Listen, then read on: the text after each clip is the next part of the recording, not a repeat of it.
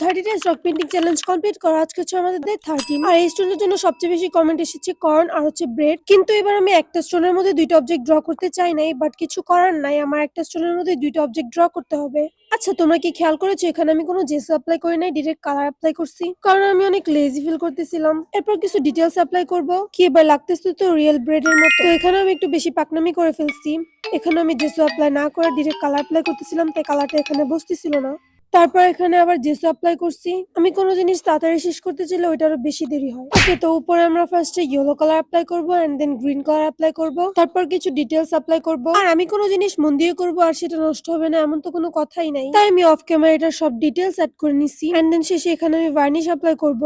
ওকে, তো কর্নের varnish dry হওয়ার পরে আমরা এখন ব্রেডের উপর ভার্নিশ অ্যাপ্লাই করব।